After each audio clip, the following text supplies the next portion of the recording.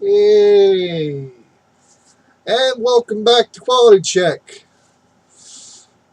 I saw Suicide Squad, and we're going to talk about it. Yeah. Um, and I guess we have to talk about some controversy about the Suicide Squad movie. We didn't have enough of this with the Ghostbusters movie. We got to do some more. And I got the fucking light here. It's bright on my face. It's bright on my face. I can't. It's so bad. All right. So, Suicide Squad, right? There's some controversy.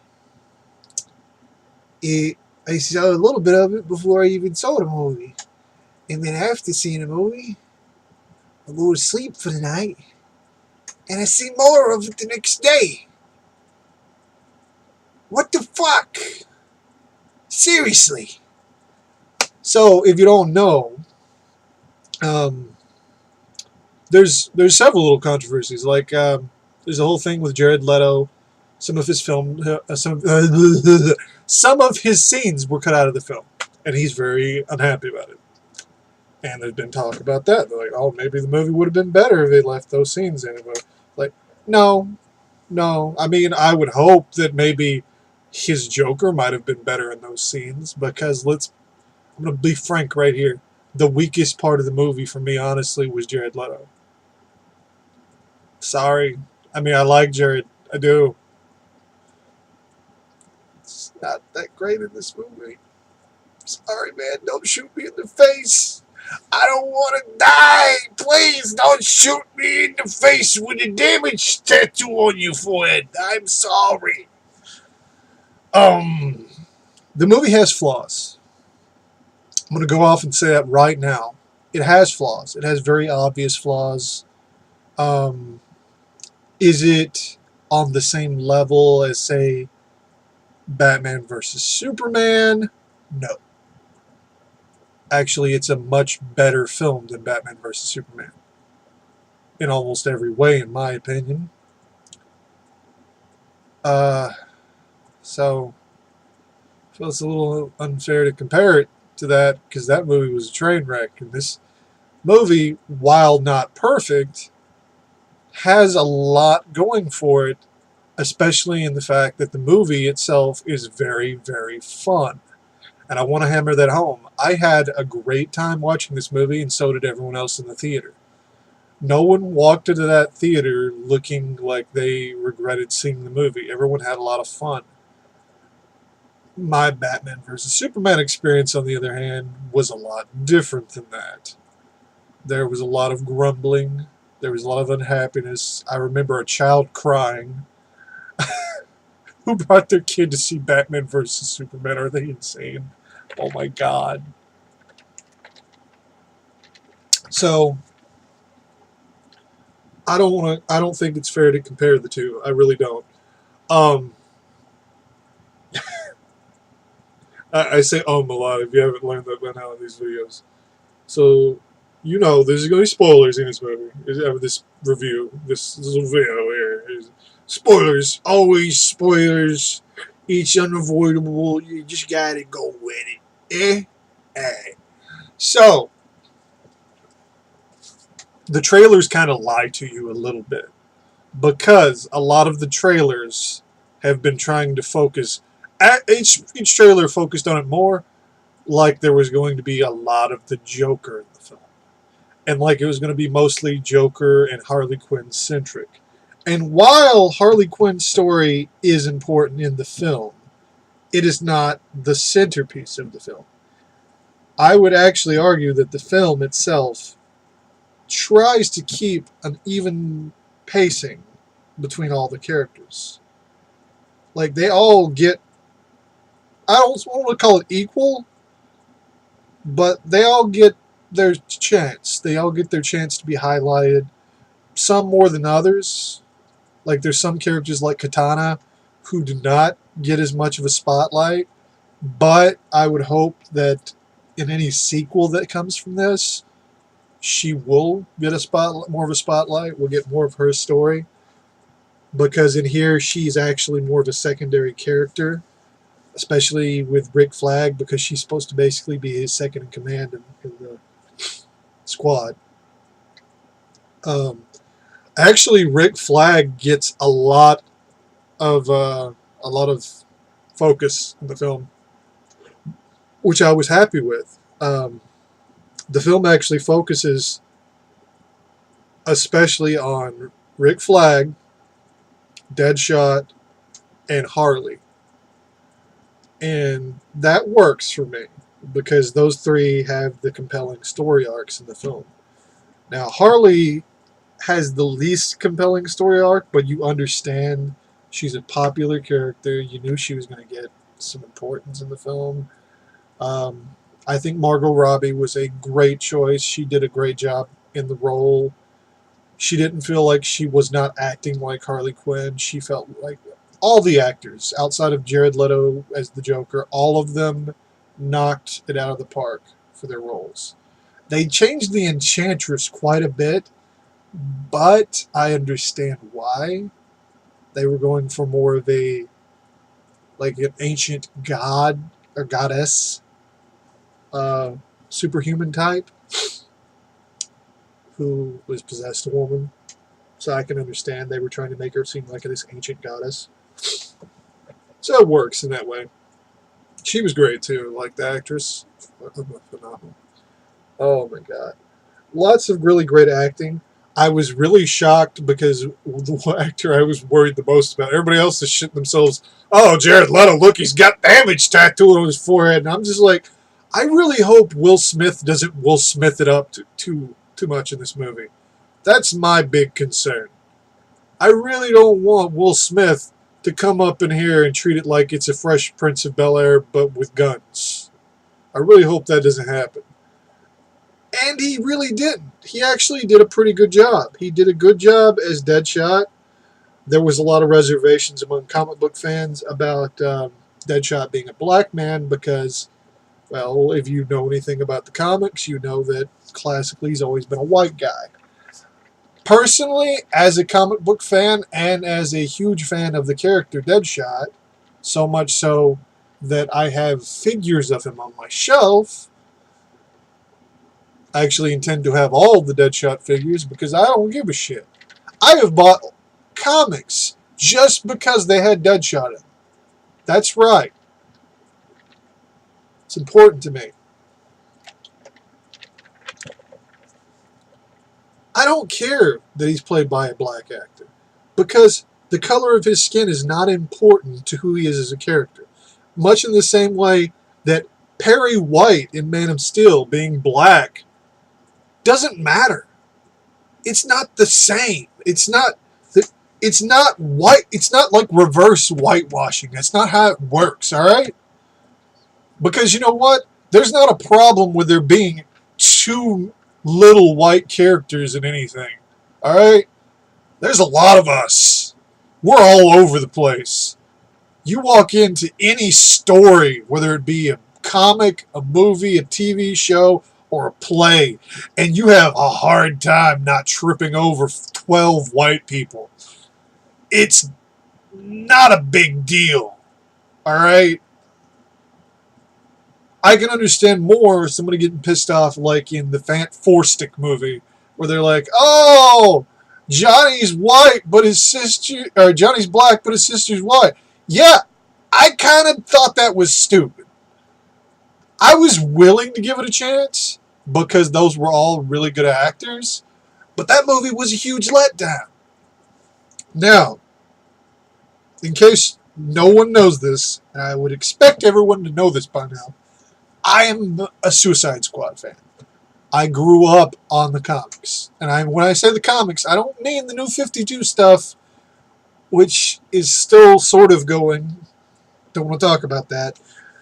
No, I mean this right here. This is a reprint, obviously. This is like a collected edition. I have the original issues. They're over there in boxes. I don't feel like pulling them out. But this right here. This is the Suicide Squad I grew up. Look. Here's Rick Flag. Rick Flag. I wish Bronze Tiger had been in the movie. He wasn't in the movie. Maybe he'll be in the sequel. You got Captain Boomerang, Deadshot, Mind Boggler, and then we got Enchantress. It's hard to find location of things there. I always have a hard time. Yeah, Enchantress right there.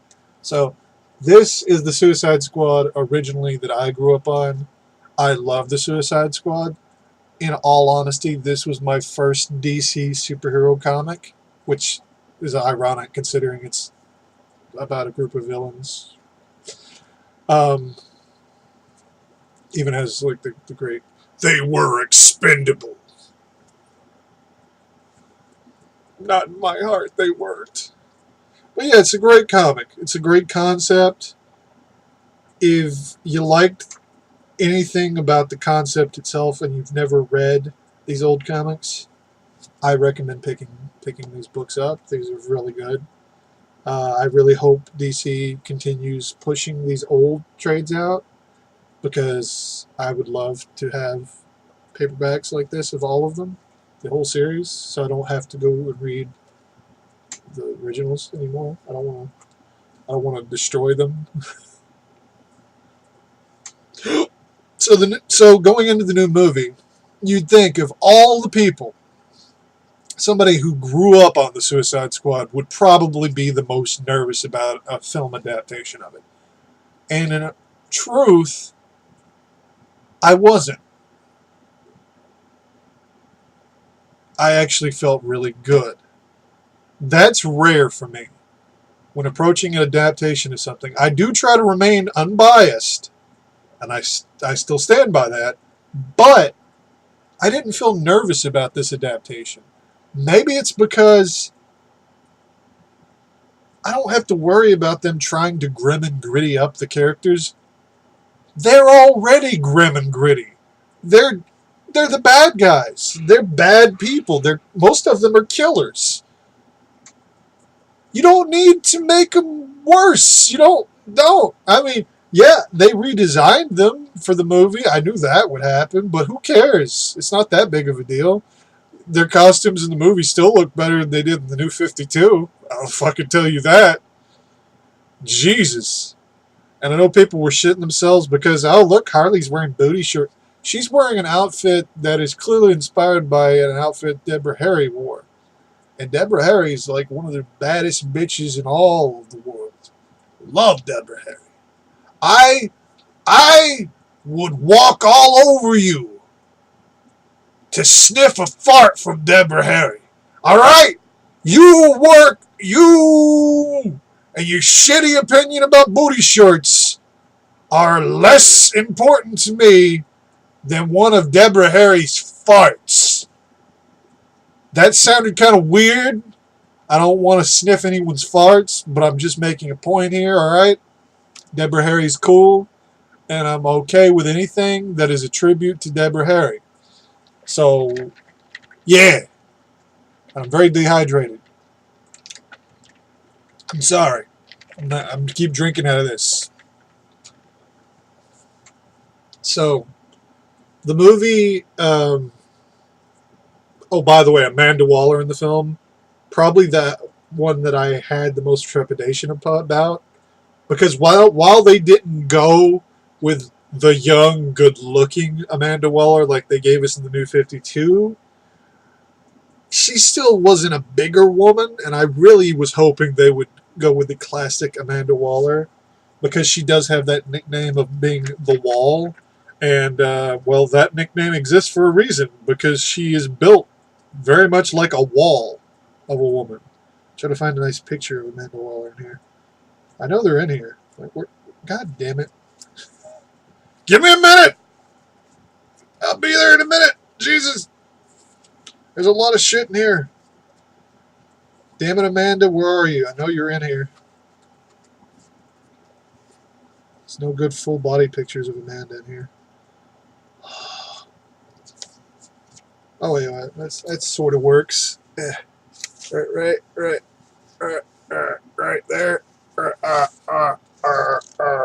Right there. You see her? Yeah, she's a big woman. All right.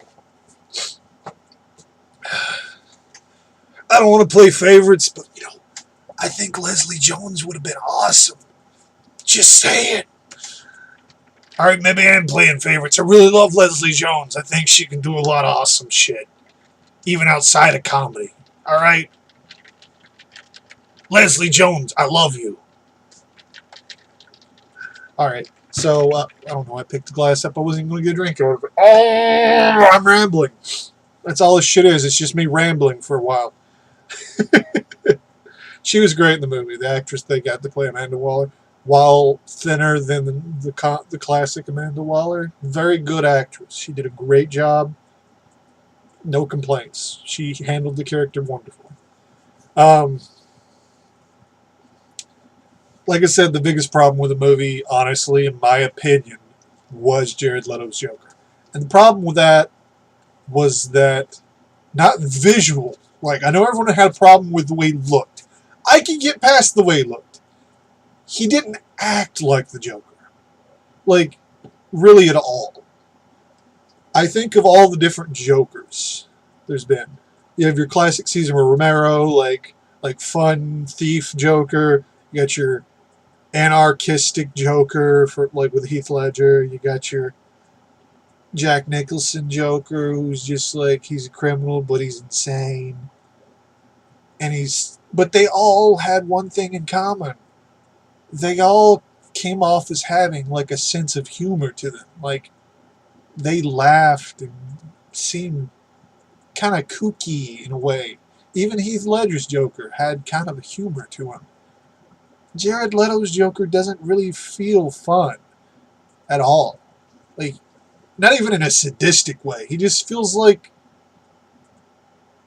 crazy. He just feels like a crazy guy. Just a crazy bad guy. That's all he feels like. He's like, yeah, he's crazy. He's intense. Great. But he's not funny. Like, there's no part of him that feels like the Joker. He's not having fun with what he's doing. It doesn't feel like he's having fun. The Joker is supposed to feel like he's having a blast. Like he's enjoying everything he's doing. Now, granted, some of those cut scenes could have had something like that, but we don't know. They weren't in the movie.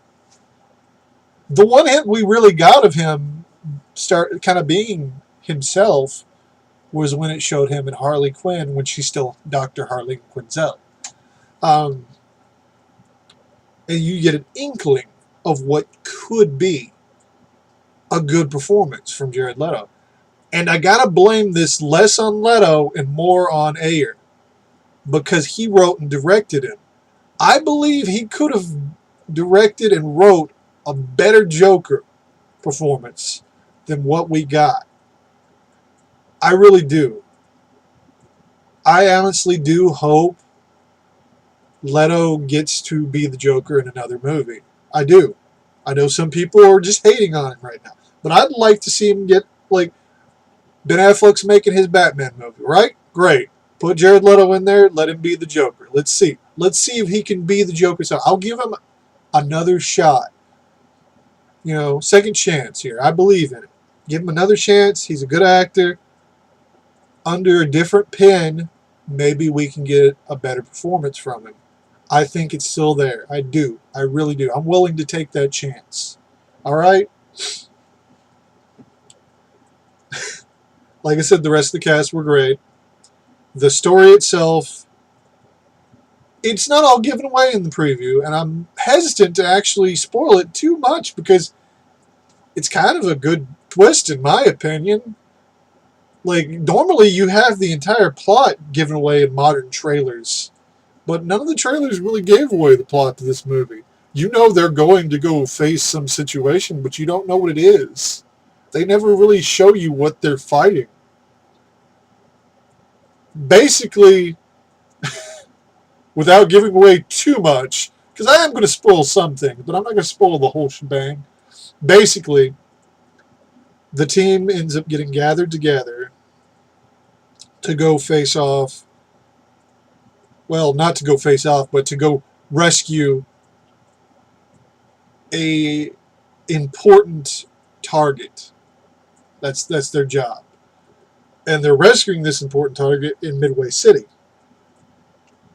Midway City is currently evacuated / destroyed because two godlike beings have torn it apart. It looks like Man of Steel happened, basically. Oh man. Hmm. But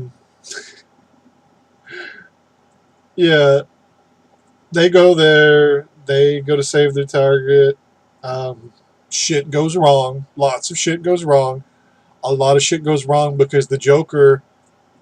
Um, well, the biggest thing, one of the big things I've seen people complain about in the lead up to this was, oh, they're going to be romanticizing the Joker Harley relationship, and it's abusive and terrible, and she's better off with Ivy. And it's like, all right, me and my friend Lauren have talked about this a lot, and it bears repeating. Poison Ivy's abusive too.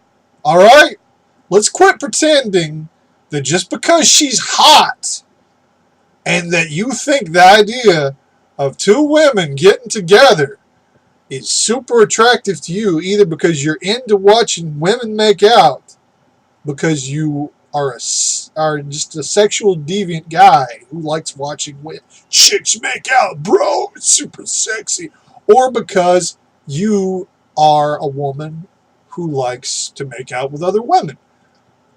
Fair enough on those parts, but let's not pretend that it's a healthy relationship. It isn't.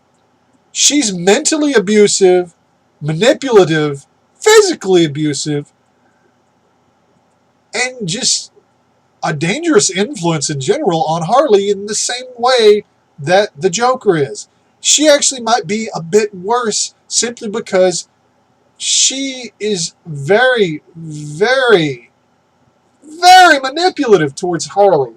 Harley lets her manipulate her, more so than the Joker does. Because Harley's broken off with the Joker before, but she always seems to keep around Harley. Not Harley. Around Ivy. She always seems to keep around Ivy almost no matter what. Ivy's always there. So when Ivy does something bad to Harley, Harley still sticks with her. And Ivy usually never. I don't think I recall her ever apologizing or making amends for any of the bad things she's done. And don't you give me that shit. It was like, oh, it happened in the Batman animated thing. She doesn't get. Fuck you, alright? Fuck you. Harley Quinn was created by the people who worked on the Batman animated stuff, alright? They have more say-so over what counts than anybody, in my opinion. So you can fuck right off. Now, I'm going to touch upon one of the big changes from the comics, which is the fact that Joker and Harley's relationship in the film is not abusive. Yes, he does initially manipulate her, of course, and yeah, he does create the Harley Quinn persona through bad methods because he's fucking crazy. But from that point on, he's devoted to her. Like, he doesn't use Harley, he does things for her. He sees Harley as the most important thing in the world to him, rather than it being all about Batman. The Joker we get in this film, while not like any of the other Jokers we've gotten, is not a disinteresting character. If he'd had more of the personality of the Joker we've gotten previously, a bit of humor to him, I would have enjoyed him more. I like the ideas set forth here, though.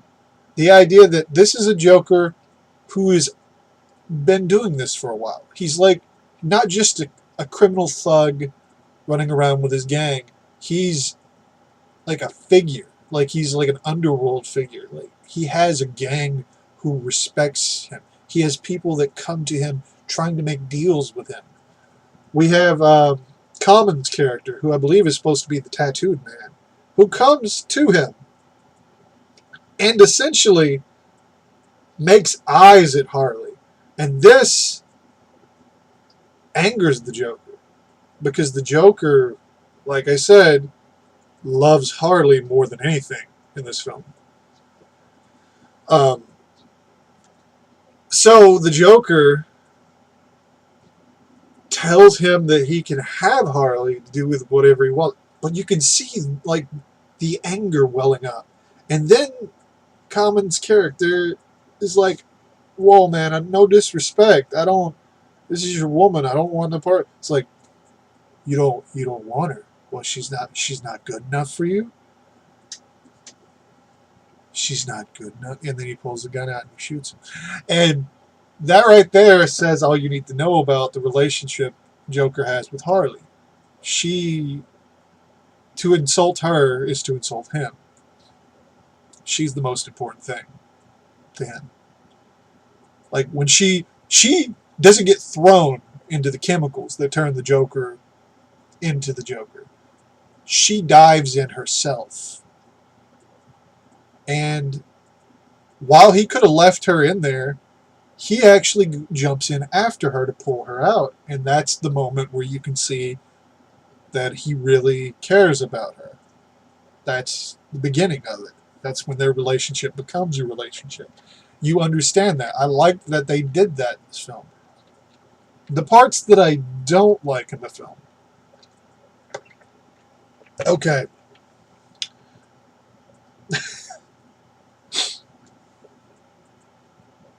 Towards the end, there's the big fuck you battle, right? You expect that. It's a superhero movie. It's going to be a big fuck you battle. But I kind of wish they didn't have that. The Suicide Squad itself, I feel like lends itself better to things like stealth operations, which is what they're supposed to be all about.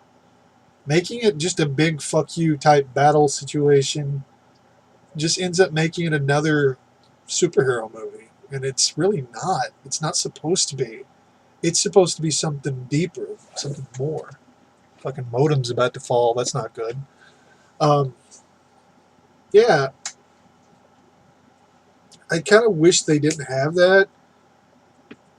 But again, it's because they were going up against these big godlike beings rather than the kind of things they always faced off against in the comics, which were like terrorists and, they would do espionage shit, right? But they wanted to make this more of a superhero-y movie with a darker slant rather than making it more of an espionage type movie. And I can get it, I understand, but it's a little bit of a letdown. And of course, because the characters in the movie actually are fairly likable and the performances are good, I can't talk today. Pardon me, I'm very sorry. But you do want to see these characters have something resembling a happy ending, but they really don't. In the end, they get the closest they could expect for a happy ending. At least some of them do. Like Killer Croc gets a TV with cable. Like he's like, I want some BET. I thought that was really funny. That was one of my favorite lines in the movie. I want BET. Can I get some BET? Killer Croc was great. I wish he'd had more lines. He actually may have been one of my favorite characters in the film. He looked great too. I actually had reservations about him because he looked like his head looked a little too big in the initial pictures, but it looks fine in the movie. Like, it looks better in the film than it does in like the set pictures and such.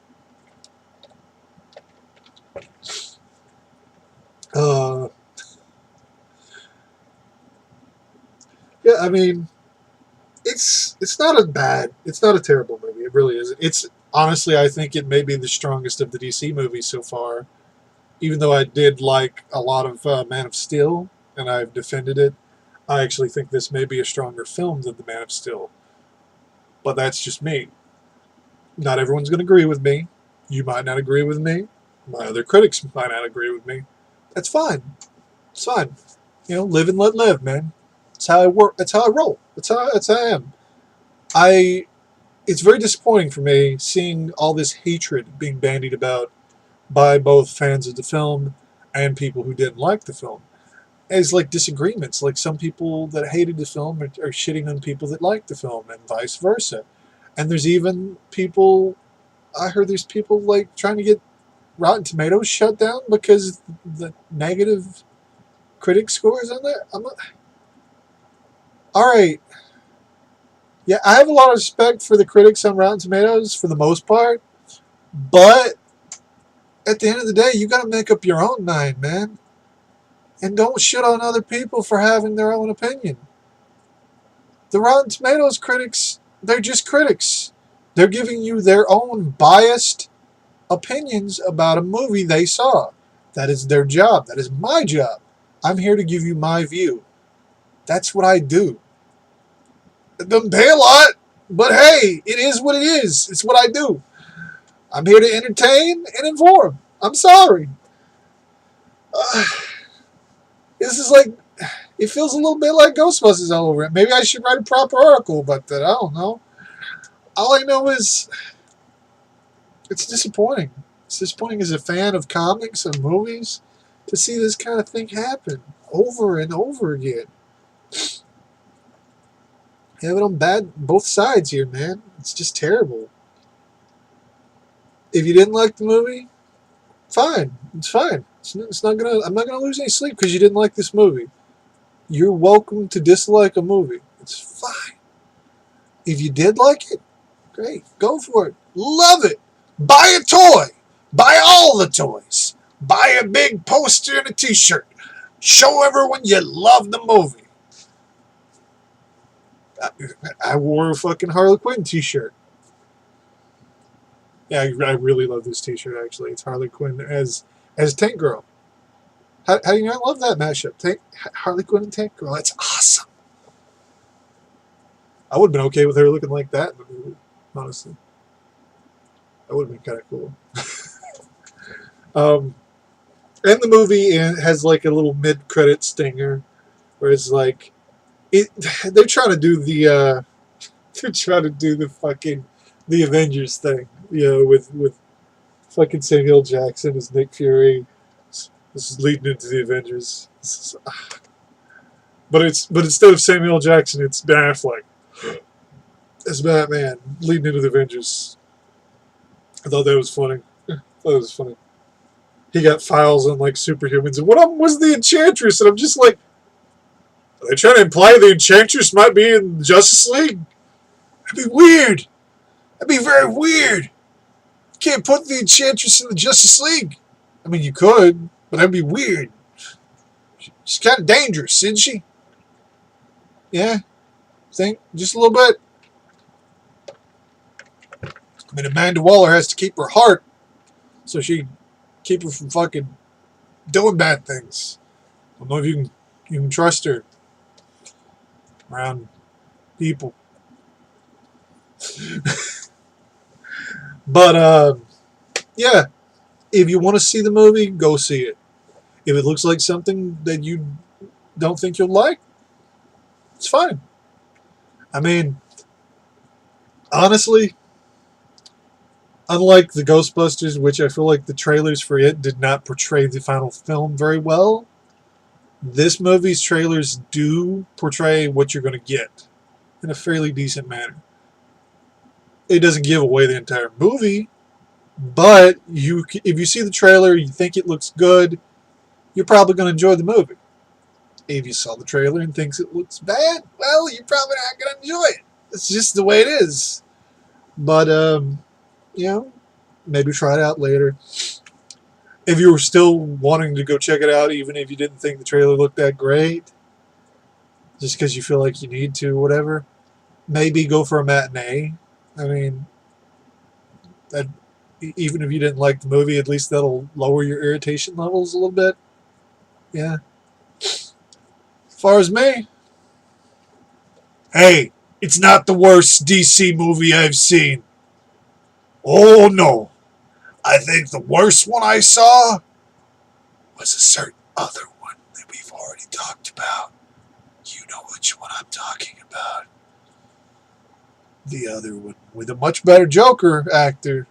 Fair enough. But a much worse payoff in a film. Yeah. Is this the worst one I've seen this year? New one I've seen this year. I mean, I still think the worst DC movie I've seen this year is probably Justice League War. I didn't see that when I was new. Passed on it. Yeah. And when I finally sat and watched it, oh,